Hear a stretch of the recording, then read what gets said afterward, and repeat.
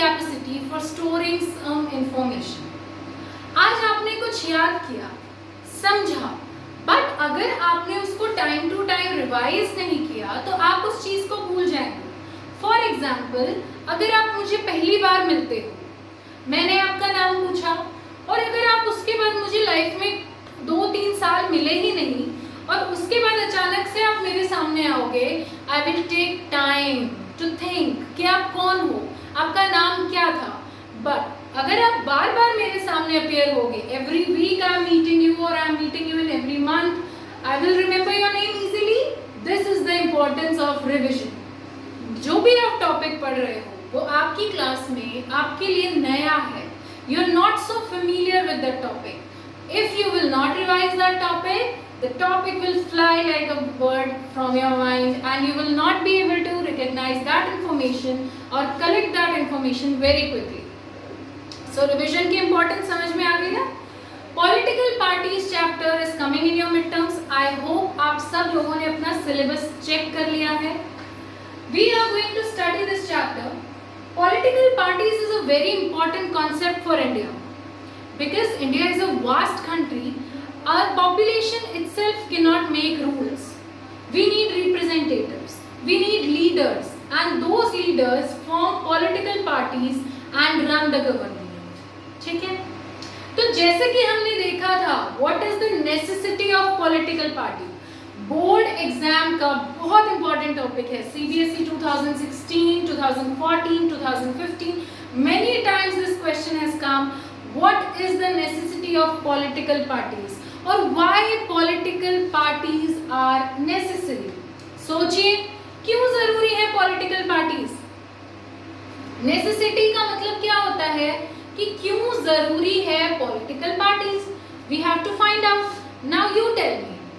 मैंने आपको बताया था कि अगर हमें किसी भी चीज की जरूरत को समझना है तो हम वो कंडीशन इमेजिन करेंगे कि आज हमारे पास वो चीज है ही नहीं।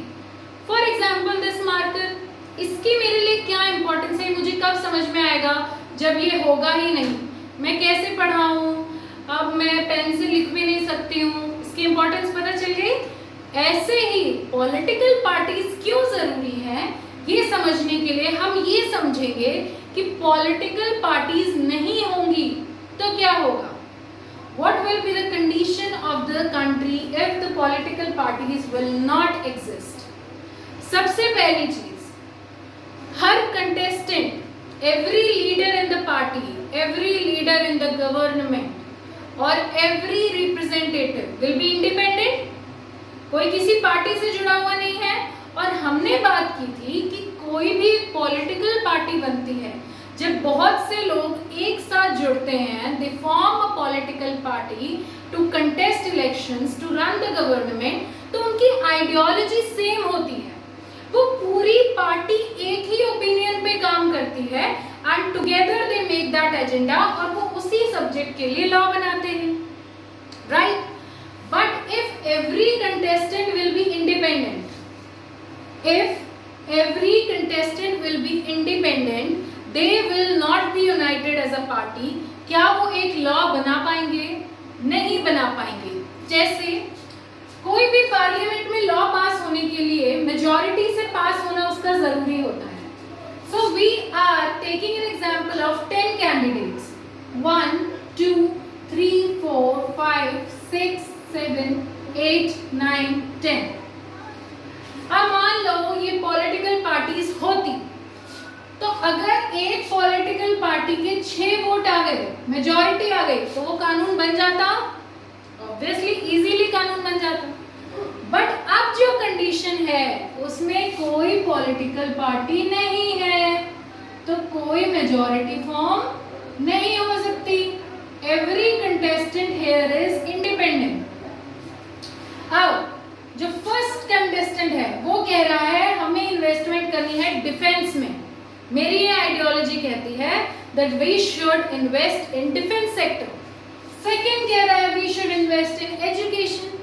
Education is a very key role factor for developing the population of a country. So we should focus basically on the education sector. Now the third contestant is saying we should emphasize on health sector. हमें health पे ध्यान देना चाहिए। तो अब सब अलग अलग एजेंडा पे वर्क कर रहे हैं, one is working in this direction, another is working in this direction. अब मेजॉरिटी बन पाएगी क्या इनकी? नहीं। तो सबसे बड़ी नेसेसिटी यही है, if political parties will not be present, they will not have any one opinion or one agenda for whom they will work. Okay, everyone will have different opinions and no uniform law can be made. एक कानून पूरे देश के लिए नहीं बन सकेगा। Second point देखिए, every contestant will be accountable for its own constituency. मैं अगर अटेली से जीती हूँ तो मैं रिस्पॉन्सिबल रहूंगी कि अटेली में क्या काम करवा पा रही हूँ मैं। मुझे नेक्स्ट टाइम भी इलेक्शंस जीत के पावर में आना है। मैं इंडिया के बारे में सोचूंगी नहीं, I will not have the time. Why I will think for India? मैं इंडिया के बारे में सोच के अपना क्या फायदा करूंगी? I will think for my constituency and I will work for my constituency, क्योंकि मेरे लोग तो मुझसे यहाँ के लिए जवाब मांगेंगे, देश के लिए तो हुई नहीं मैं। बट अगर मैं किसी पार्टी से जुड़ी हुई होती, फॉर एग्जाम्पल बीजेपी, और बीजेपी आज पावर में है तो पूरा देश बीजेपी से जवाब मांग रहा है, so BJP is now accountable to the whole nation. But अगर कंटेस्टेंट्स इंडिपेंडेंट होते, पॉलिटिकल पार्टीज से जुड़े हुए नहीं होते, तो वो सिर्फ और सिर्फ अपनी कॉन्स्टिट्यूएंसी के लिए अकाउंटेबल होते and they have to answer only the citizens of their constituency. No one was going to think about India as a nation, और इंडिया की एडमिनिस्ट्रेशन बहुत ही डिफिकल्ट हो जाती। We will not be able to administer the whole country as a unit. मान लिया कि constituency में laws बनने जरूरी हैं, लोकल गवर्नमेंट जरूरी है, बट एक टाइम तो ऐसा आएगा जब हमें पूरे देश के लिए एक कानून चाहिए, यूनिटी दिखनी चाहिए। वो यूनिटी दिखेगी? नहीं दिखेगी। So for the proper administration of the whole country as a unit, we need political parties. 2 points बता दिए हैं मैंने, फटाफट रिवाइज करो। First point, every contestant will be independent, so they will not think about the another person's policy and no uniform law can be made. Second point, every contestant will work for its own constituency and they will not be accountable for the whole country. So the country or administration of the whole country will not run smoothly. I hope this is clear to you. इसलिए political parties का होना जरूरी है। Third point, representative democracy होती है political parties के होने से। Now may I ask you, what is representative democracy? आप सोचिए, रिप्रेजेंटेटिव डेमोक्रेसी क्या होती है? आप सोचिए, तब तक I am rubbing this. Representative democracy बताइए बेटा, सोचिए आप लोग। अगर आपको नहीं समझ में आया अब तक कोई भी पॉइंट, कोई भी topic, you have to note it down in your notebook, okay? Just note it down in your notebook. So what is representative democracy? बहुत ज्यादा पॉपुलेशन है, we are having a large number of population, we can not make laws by ourself, we need someone to represent us. उसी के लिए हमने किसको choose किया है? लीडर्स। क्यों चूज करते हैं हम लीडर्स? इसीलिए तो चूज करते हैं ना। 130 करोड़ पॉपुलेशन, क्या सब लोग एक कॉमन चीज पे एग्री हो सकते हैं? कभी नहीं हो सकते हैं। तो इसीलिए हमें जरूरत होती है एक कॉमन यूनिट की, और कॉमन यूनिट के लिए क्या जरूरी है? पॉलिटिकल पार्टी, क्योंकि वही एक बेसिक आइडिया रख सकती है पूरे देश में, ठीक है? तो रिप्रेजेंटेटिव डेमोक्रेसीज में we are choosing our leaders who will sought to be our representatives in the parliament. तो रिप्रेजेंटेटिव्स में अगर पॉलिटिकल पार्टीज नहीं होंगी तो देश क्या चाहता है? देश के ओपिनियन को कौन रिप्रेजेंट करेगा? कोई रिप्रेजेंट नहीं कर पाएगा। जैसे कि मान लो कांग्रेस ये कहती है कि अगर हम सरकार में आए तो हम बेरोजगारी मिटाएंगे और हम किसानों के भविष्य के लिए काम करेंगे। सब लोगों ने वोट देके कांग्रेस को चूज कर लिया।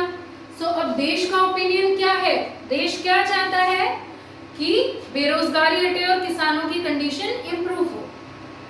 अगर रिप्रेजेंटेटिव डेमोक्रेसी में ऐसा कोई एजेंडा नहीं होता, हमारे लीडर्स हमें रिप्रेजेंट नहीं कर रहे होते, तो जो देश की सिटीजन्स का जो ओपिनियन है वो कभी भी गवर्नमेंट के सामने नहीं आ सकता था। सो political parties make representative democracy fruitful. How? They represent the opinion of the citizens or the idea or the wishes, aspirations of the citizens face the government. Government के सामने टेबल डाउन कर देते हैं कि देश आपसे ये चाहता है। This is representative democracy और इसके लिए किसकी जरूरत है? Political parties की। तो आज बोर्ड एग्जाम का एक क्वेश्चन हमने बहुत अच्छे से डिस्कस कर लिया है। I hope आपको समझ में आ गया है। We will come to the next topic from the chapter, that is party system. इस टॉपिक का नाम आपकी बुक में ऐसे दिया गया है, How many parties should we have? आखिरकार हमारे देश में या किसी भी देश में कितनी पार्टीज होनी चाहिए? पहला हमने ये जाना था कि पॉलिटिकल पार्टी होती क्या है, फिर हमने ये देखा कि पॉलिटिकल पार्टीज के फंक्शन क्या है। अब हमें समझ में आ गया नेसेसिटी पढ़ के कि पॉलिटिकल पार्टी जरूरी है। अगला टॉपिक जो हमें समझना है कि पॉलिटिकल पार्टी जरूरी तो है, बट हमें कितनी पॉलिटिकल पार्टीज चाहिए? Every condition, every country has a different condition. तो सबके लिए क्या सेम एजेंडा होगा? ये सबके लिए डिफरेंट एजेंडा होगा। How many party should we have is the very important question. अब आप लोग ये नोट डाउन करो नोटबुक में फटाफट for 2 seconds and now we are going to discuss this.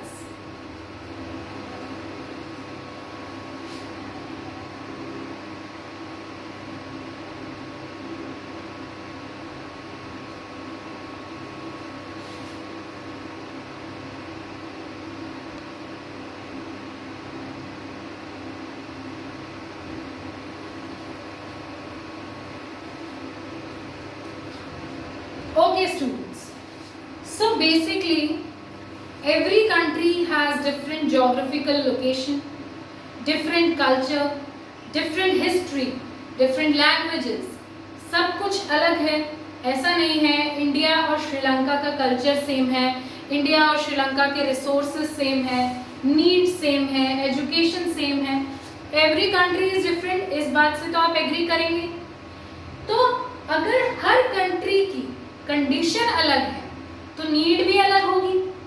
अगर मान लो पॉपुलेशन बहुत ही कम है किसी देश में, वहां हम बोल दें वी शुड हैव 100 पार्टीज, क्या करेंगे भाई?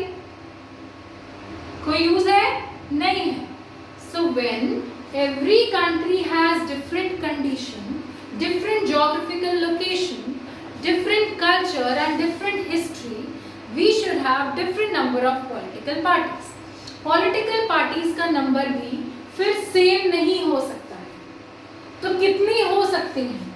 First point is 1 party system, second is 2 party system, third is multi party system. पहले से डिस्कस करते हैं, ध्यान से सुनना। किसी भी देश में अगर सिर्फ एक ही पार्टी को अलाउ किया जाए कि आप इलेक्शन लड़ सकते हैं, आप सरकार बना सकते हैं और आप ही देश के लिए कानून बना सकते हैं, when one party in any country is allowed to run the government, to form the government and make laws for the country, it is known as one party system.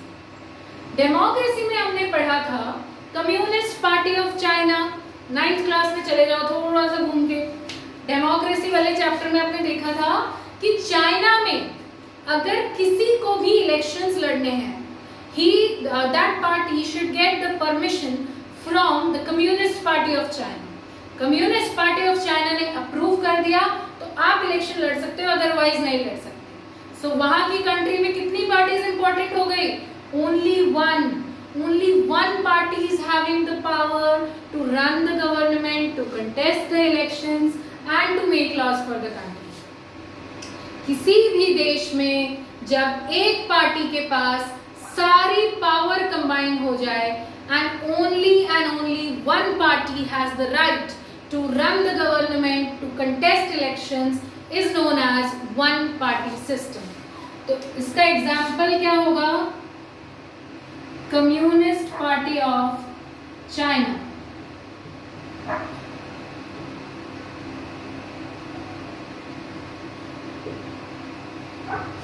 अभी हम लोग इन्हें लिखेंगे.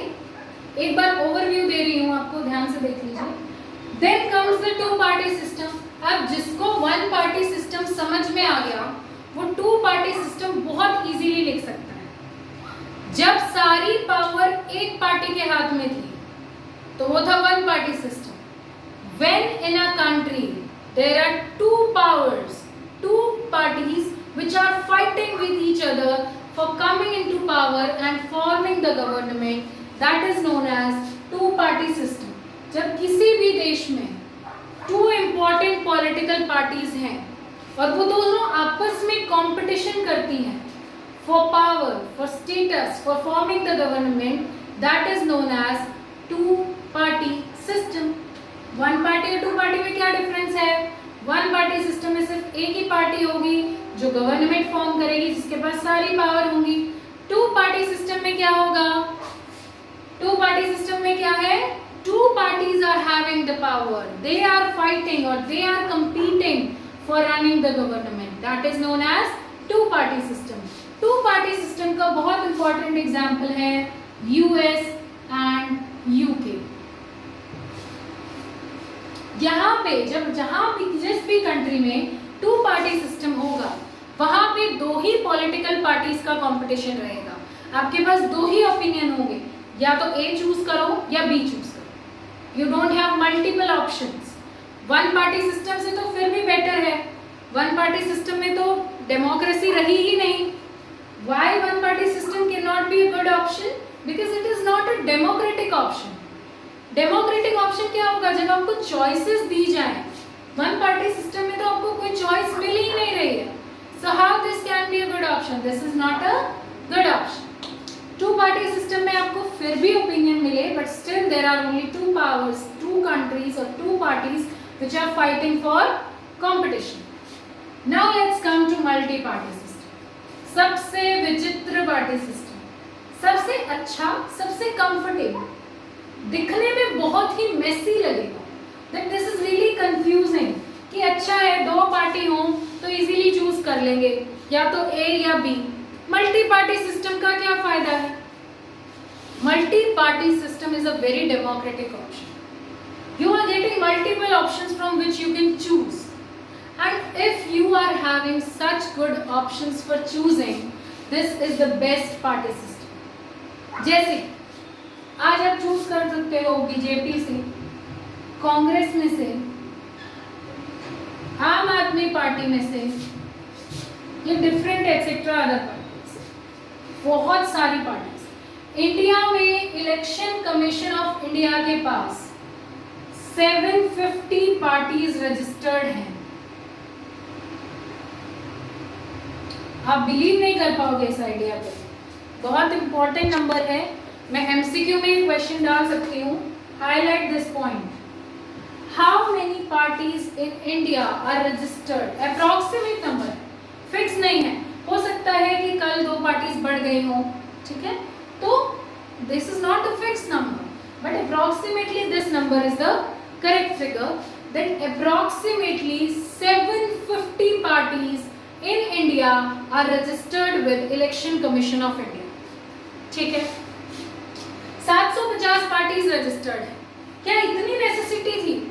नहीं, बट हमने हमारे देश में फ्रीडम दिया है to form political parties, to form political association.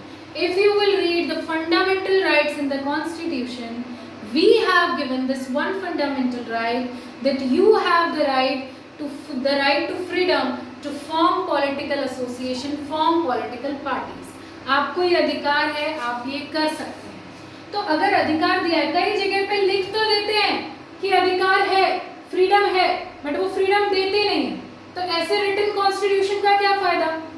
This is the better option, that we have written this in the constitution and we are applying this in the country. ठीक है? 750 parties are registered in India. Why do India need such large number of political parties?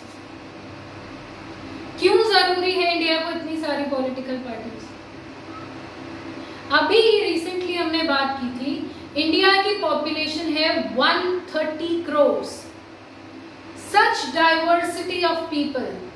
Every state is having different language, different geographical condition, different culture, different history, different resources and different needs.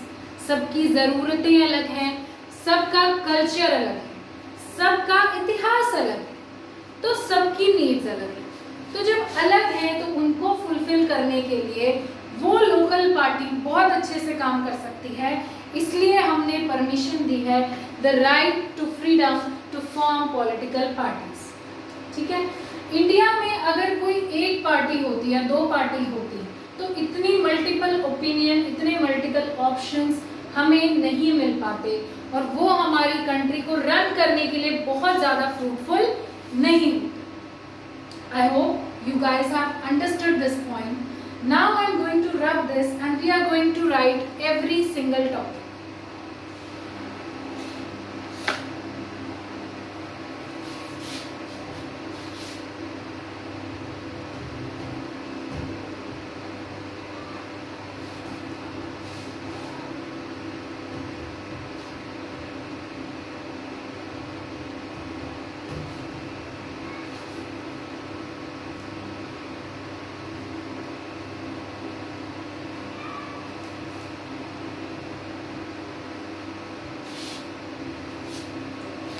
Okay student, let's come to the topic. अब लिखने से बहुत ज़्यादा याद होता है, यही purpose था हमारे असाइनमेंट का. क्यों असाइनमेंट दिया हमने आपको? बिकॉज जब आप लिखोगे तो आप कुछ ना कुछ ज़रूर लर्न करोगे. इग्नू एक बहुत इम्पोर्टेंट यूनिवर्सिटी है, डिस्टेंस कोर्सेज प्रोवाइड करती है. वहाँ पे रेगुलर कोई क्लासेस थोड़ी ना होती हैं. डिस्टेंस कोर्स का मतलब बच्चे अपने घर से पढ़ते हैं. Regular classes are not there, but what they do, they give assignments. Assignment solve करोगे, उन questions को ढूंढ के लिखोगे तो जरूर कुछ सीखोगे. तो वही हमारा पर्पस था. इसीलिए आज मैं आपको बोर्ड पे लिख के समझा रही हूँ each and every topic. First topic is one party system.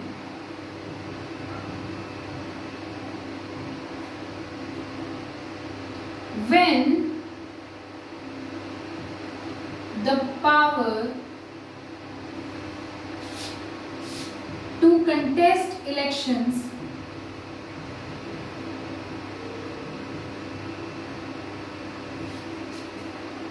form government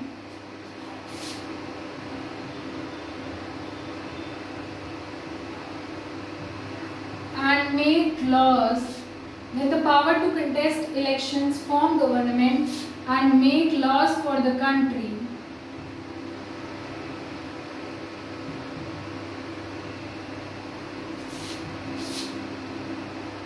is with only one main party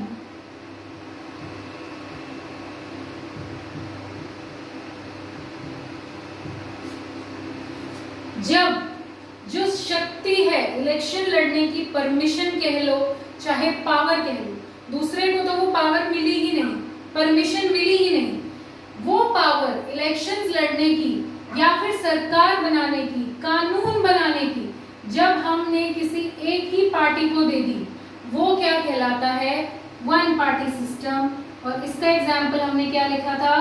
communist party of China.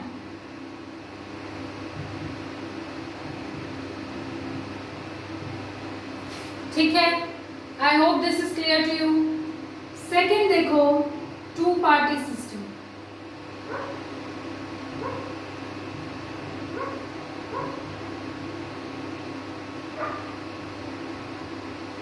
Same लिखेंगे आप.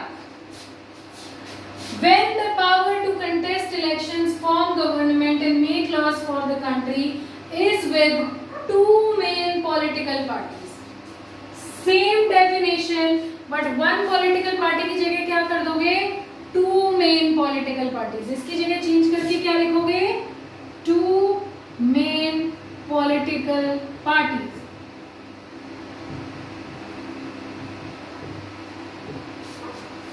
या फिर आप लिख सकते हो when two parties, when only two parties are in competition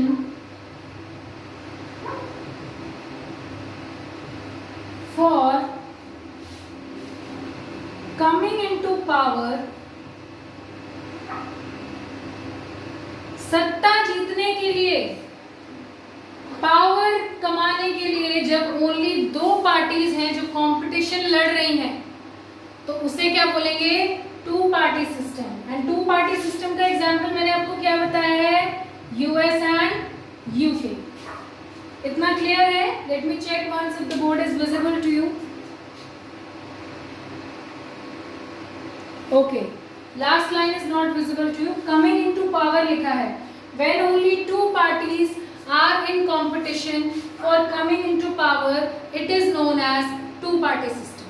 आपके पास different choices नहीं है, you have only two options, either party A or party B. Multi party system, when different parties are present, when multiple number of parties are present for contesting elections and making laws for the country, for coming into power, it is known as multi party. अब board exam में आपसे क्या पूछा जा सकता है, board exam का एक क्वेश्चन आ सकता है, एक्सप्लेन डिफरेंट पार्टी सिस्टम। मैंने आपको असाइनमेंट में भी दिया है, आज समझा भी दिया। डिफरेंट पार्टी सिस्टम में आप तीनों को एक्सप्लेन करेंगे। और अगर क्वेश्चन लॉन्ग आंसर में आता है तो सबसे पहले पॉलिटिकल पार्टी ही एक्सप्लेन कर देना। पॉलिटिकल पार्टी की डेफिनेशन लिखने के बाद ये तीन सिस्टम्स एक्सप्लेन करना। मल्टी पार्टी सिस्टम में क्या लिखोगे, when multiple number of parties or when more than two parties are present in the country for competition, for competing for power, making laws, is known as multi-party system. India is a very good example of multi-party system because we have wide number of population, different geographical condition, and no small number of parties can easily represent us. So we need large number of parties. Alliance क्या होता है, ये word देखो, alliance और front। short answer बन सकता है, what is basically an alliance or a front? गठबंधन भी कहते हैं इसको। अब समझ में आ गया होगा, हिंदी आते ही सब समझ में आ जाता है। When two parties are joining hands for making the government, सरकार बनाने के लिए किसी एक पार्टी को जितने वोट्स चाहिए थे वो नहीं मिल पाए, तो जब दो पार्टीज जुड़ के वो वोट का नंबर लेना चाहें कि इतनी सीट्स होनी चाहिए थी, 21 होनी चाहिए थी, तो हमें तो 18 ही मिली, तो 3 और चाहिए, दूसरी पार्टी उनके साथ मिल जाए कि हम आपको अपना सपोर्ट दे देते हैं, हमारी 3 पार्टीज, हमारी 3 सीट्स आपको देते हैं, तो अब सरकार बन जाएगी। This is known as alliance और front. When two parties join hands for coming into power, it is known as front और alliance. Clear? Is this clear to you what is alliance और what is front? So we will continue with the next topic now.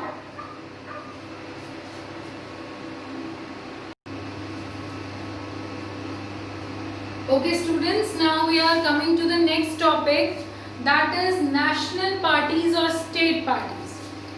अब हमने ये देख लिया कि देश में कितनी पॉलिटिकल पार्टीज होनी चाहिए, लेकिन क्या सारी पार्टीज बराबर होती हैं? क्या सारी पार्टीज का रिकॉग्निशन इक्वल होता है? क्या सारी पार्टीज का स्टेटस इक्वल होता है? This has a big answer, that is no. सब इम्पोर्टेंट सब पार्टीज की इक्वल नहीं होती है, उनका रिकॉग्निशन इक्वल नहीं होता है। ज्यादातर जहां पे फेडरल सिस्टम ऑफ डेमोक्रेसी है What do you mean by federal system of democracy? When the power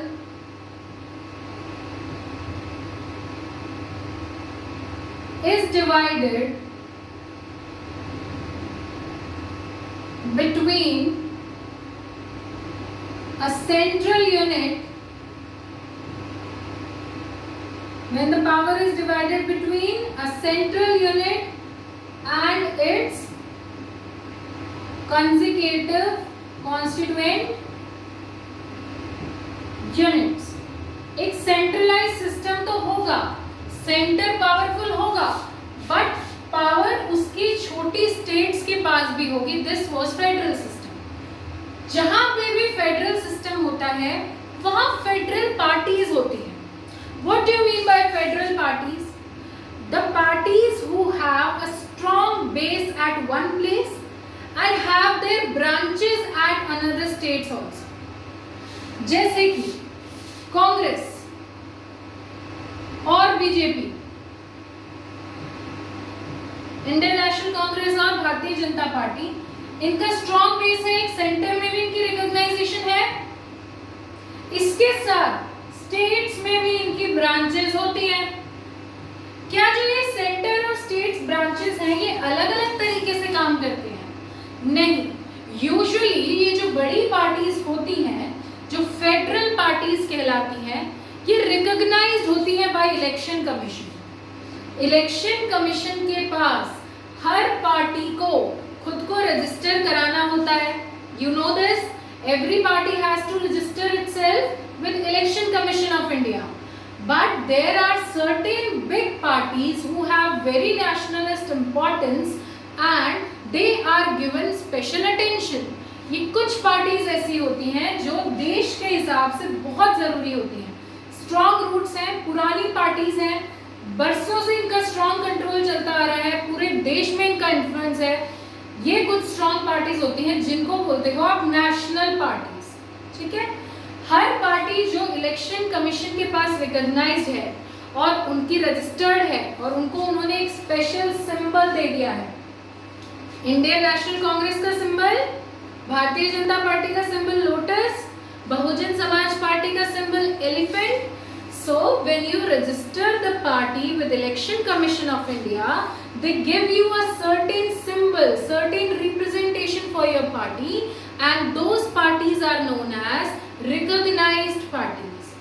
ऐसी parties जिनको special importance दी है Election Commission of India ने, वो क्या कहलाती हैं? recognized parties. तो national parties, अब कोई criteria तो fix होना चाहिए ना, किसको आप स्टेट पार्टी कहोगे या किसको आप नेशनल पार्टी कहोगे. तो चलो वो क्राइटेरिया देखते हैं.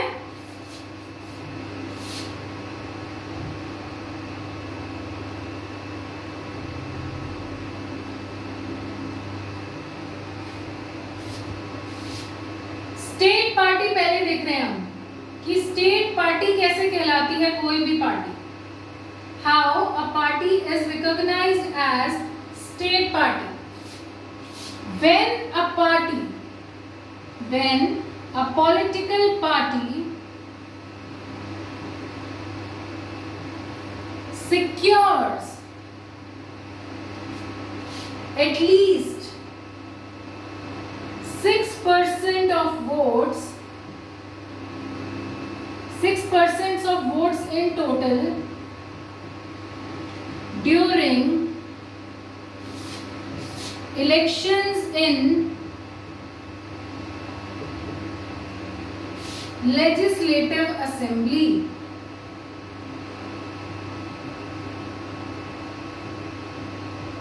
लेजिस्लेटिव असेंबली के इलेक्शंस मतलब जो आप एमएलए के लिए इलेक्शंस लड़ते हैं, लड़वाते हैं अपने यहाँ पे एमएलए के लिए वोट दे रहे हैं. स्टेट पार्टी की बात हो रही है. यहाँ लोकसभा राज्यसभा को भूल जाना आप. स्टेट पार्टी में क्या होती है? State legislative assembly. State legislative assembly के मेंबर बनने के लिए, एमएलए बनने के लिए जो चुनाव होते हैं, अगर कोई पॉलिटिकल पार्टी टोटल वोट्स जो है उनका 6% वोट्स जीत लेती है प्लस 2 सीट्स जीत लेती है लेजिस्लेटिव असेंबली में, अगर कोई पॉलिटिकल पार्टी लेजिस्लेटिव असेंबली के चुनाव में 6% वोट्स जीत लेती है और 2 सीट जीत जाती है, उसे कहा जाता है state party. When a party secures 6% of total votes in the elections of state legislative assembly and wins 2 seats at least, it is recognized as state party. अब यहीं से नेशनल पार्टी की भी आप डेफिनेशन देखने की कोशिश कीजिए। नेशनल पार्टी की बात करेंगे अब हम।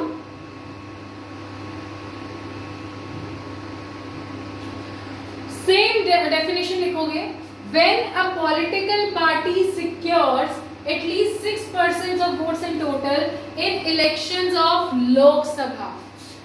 6% ही वोट रहेंगे, लेकिन कहाँ के इलेक्शंस में? लोकसभा के। क्योंकि अब हम एज अ नेशन बात कर रहे हैं, पूरे देश की बात कर रहे हैं, तो देश की सेंट्रलाइज्ड पावर किसके पास होती है? पार्लियामेंट। पार्लियामेंट में कौन आते हैं? Lok Sabha, Rajya Sabha and president. लोकसभा के चुनाव में ही आप वोट देते हो, राज्यसभा के चुनाव में आप वोट नहीं देते हो। सो नेशनल पार्टी की रिकॉग्नाइजेशन कैसे होगी? व्हेन अ पॉलिटिकल पार्टी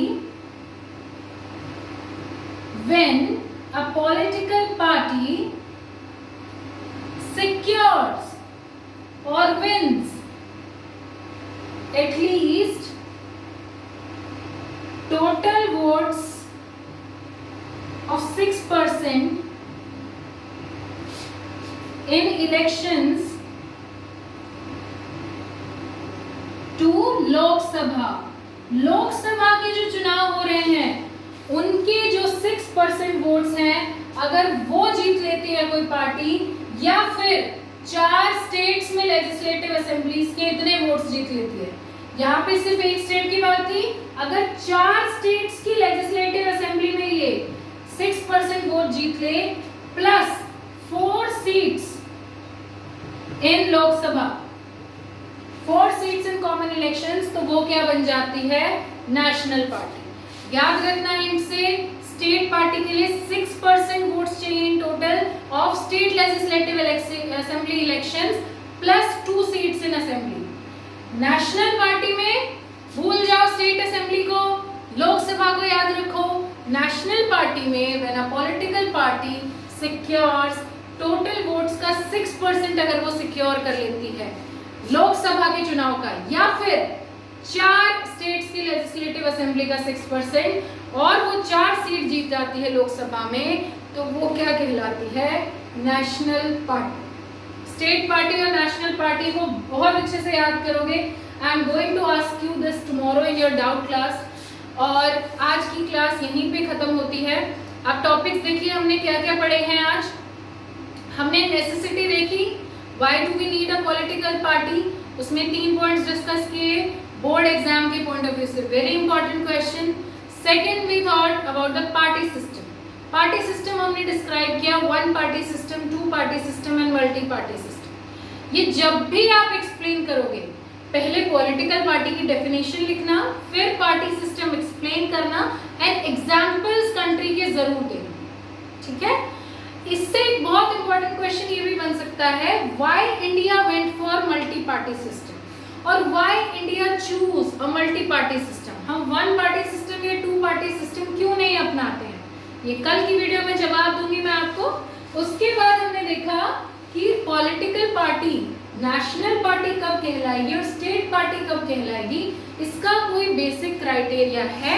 हाँ जी है, तो वो क्राइटेरिया हमने डिस्कस कर लिया है। ओके, असाइनमेंट के क्वेश्चंस भी आप लोग वीडियो में कुछ पूछ सकते हो मुझसे, अदरवाइज लाइव क्लास में हम उसे डिस्कस करते हैं रोज। So please it's my urgent request to all of you, come to the live class. Okay, have a very good day.